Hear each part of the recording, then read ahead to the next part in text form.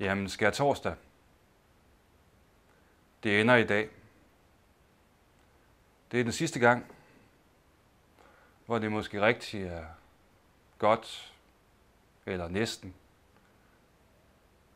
Jesus har samlet sine disciple i lejede lokaler i Jerusalem og forberedt påskemåltidet, som de skal nyde sammen. Det er sidste gang, hvor de er samlet.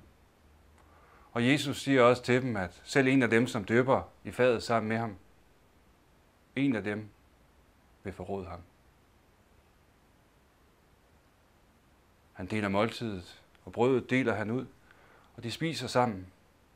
Og da de er færdige, kalder han disciplene sammen og gør noget underligt. For han sætter sig ned og vasker deres fødder, en efter en. Og da han kommer til Peter, gør Peter, som han så ofte gør, modstand og siger, at så vask dog også mit hoved, hvis du skal vaske mine fødder. Men Jesus gør det og sætter dermed et eksempel for sine disciple, at de fra nu af skal gå ud i verden og også at tage det beskidte job og vaske folks fødder og være tjenende ånder for andre. Det er sidste gang, at de er sammen. Og det slutter i dag. Efter måltidet går de ud i Getsemanes have, synger en salme, beder sammen. Jesus beder. Og så bliver han taget til fange. Og kroppen, den krop, de har elsket, er ikke mere til at få fat i og til at røre jer ved for dem. Skærtorsdag blev den sidste gang, hvor det var godt.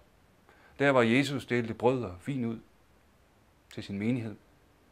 Og han gav sit legeme og sin krop til dem, for at de nu skulle gå ud i verden og fortælle om ham. Det slutter i lejede lokaler, for kristendommen er ikke stedets religion. Kristendommen har ikke noget sted, som jøderne har deres tempel i Jerusalem. Vi har ikke noget sted. Vi har ikke engang en grav, hvor de jordiske rester af Jesus er samlet. Men vi har en fortælling. En fortælling om en mand, der vidste, at han skulle dø. Og den dag, hvor det var godt den sidste gang, satte sig ned og vaskede disciplenes fødder. Sådan er skærtorsdag.